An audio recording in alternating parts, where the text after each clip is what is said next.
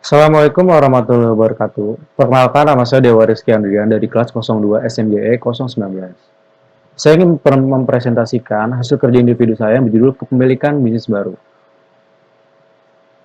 Bisnis kecil. Bisnis kecil dioperasikan dan dimiliki secara independen serta tidak mendominasi pasarnya. Kontribusi dari bisnis kecil dapat diukur berdasarkan efeknya terhadap tiga aspek sistem ekonomi. Yang pertama, penciptaan lapangan kerja. Yang kedua, inovasi. Dan yang ketiga, artinya pentingnya bagi bisnis besar. Kelompok industri bisnis kecil utama. Ada jasa, konstruksi, keuangan, grosir, eceran, dan transportasi. Wirausahawan. Wirausahawan mengandalkan resiko kepemilikan bisnis dengan satu tujuan utama, yakni pertumbuhan dan ekspansi. Banyak pemilik perusahaan kecil suka menganggap dirinya sebagai wirausahawan. Padahal, bisa saja orang itu hanya pemilik bisnis, atau hanya wirausahawan, atau bisa juga keduanya.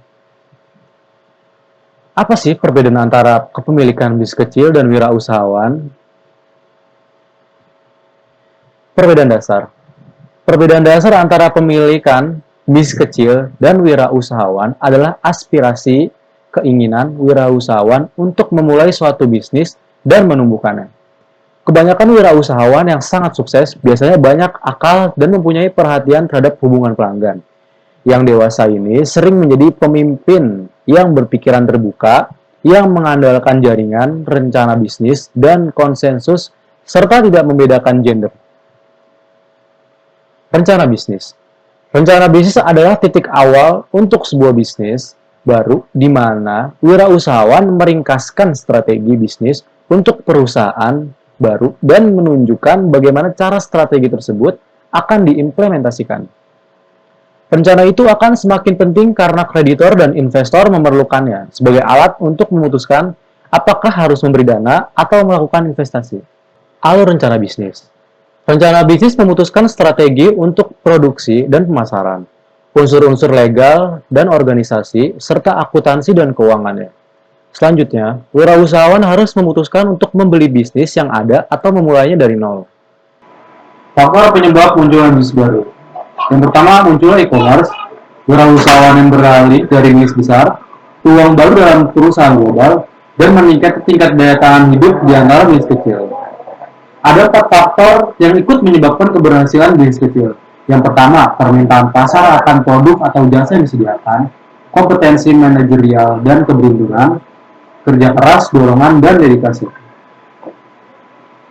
Dan ada juga 4 faktor yang ikut menyebabkan kegagalan bisnis kecil. Yang pertama, manajer tidak berkompeten dan tidak berpengalaman, kurang memberi perhatian, sistem kontrol yang lemah, dan tidak cukup modal. Usaha perseorangan dan persekutuan serta keuntungan dan kerugiannya. Usaha perseorangan. Usaha perseorangan dimiliki dan biasanya dioperasikan oleh satu orang.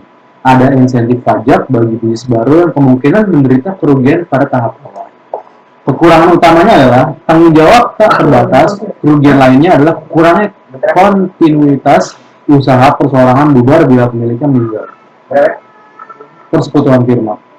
Persekutuan firma adalah usaha perseorangan yang pemiliknya terdiri dari sekutu pemilik. Keuntungan terbesarnya adalah kemampuan untuk tumbuh dengan menambah bakat dan uang yang baru. Persekutuan bukanlah satu entitas hukum. Para sekutu dikenai pajak sebagai individu dan kekurangannya adalah tanggung jawab yang tidak terbatas. Masing-masing mitra bertanggung jawab atas hutang semua kemitraan. Menggambarkan perusahaan membahas keuntungan dan kerugiannya dan mengidentifikasikan jenis-jenis perusahaan. Semua perusahaan memiliki ciri-ciri bersama tertentu.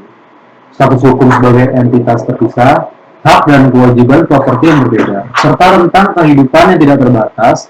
Mereka bisa menggugat dan digugat, membeli, memegang, dan menjual properti, membuat dan menjual produk, melakukan kejahatan dan ditahan serta dihukum karenanya. Keuntungan terbesar dari perusahaan adalah tanggung jawab terbatas, tanggung jawab investor terbatas pada investasi pribadi. Keuntungan lainnya adalah kontinuitas. Kelebihan perusahaan salah satunya adalah kemudahan mendapatkan uang. Salah satunya adalah kemudahan mendapatkan uang dengan menjual saham mereka, memperluas jumlah investor dan jumlah dana yang tersedia. Proteksi legal cenderung membuat para peminjam lebih bersedia memberikan pinjaman. Satu kelemahan perusahaan adalah bahwa dengan proses yang disebut tawaran tender, sebuah perusahaan dapat diambil alih walaupun bertentangan dengan keinginan manajernya. Perusahaan sangat terregulasi dan harus memenuhi persyaratan hukum di negara tempatnya berada. Kekurangan potensial terbesar adalah pajak tender. Penawaran tender. Penawaran untuk membeli saham yang dilakukan oleh calon pembeli langsung kepada para pemegang saham perusahaan yang dituju, yang kemudian membuat keputusan sendiri untuk menjualnya atau tidak. Pajak tender. Situasi pembayaran pajak baik oleh perusahaan atas laba yang diperolehnya maupun oleh pemegang saham atas pendapat dividennya. Perusahaan perseroan terbatas atau PT. Perusahaan yang sahamnya secara luas dipegang dan dapat dijual kepada masyarakat umum. S corporation. Hasil campuran antara perusahaan tertutup dan persekutuan. Dikelola dan dioperasikan seperti perusahaan tetapi dianggap sebagai persekutuan untuk tujuan pajak.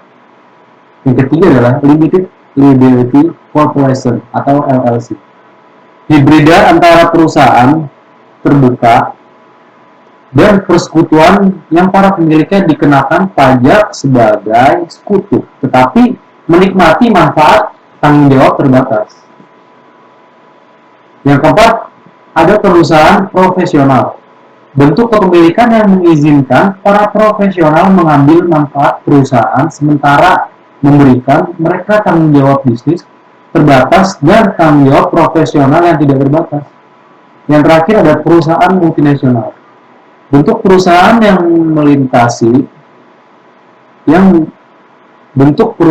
melintasi batas-batas negara. Sekian berikut hasil presentasi saya. Bila kurang lebihnya mohon maaf.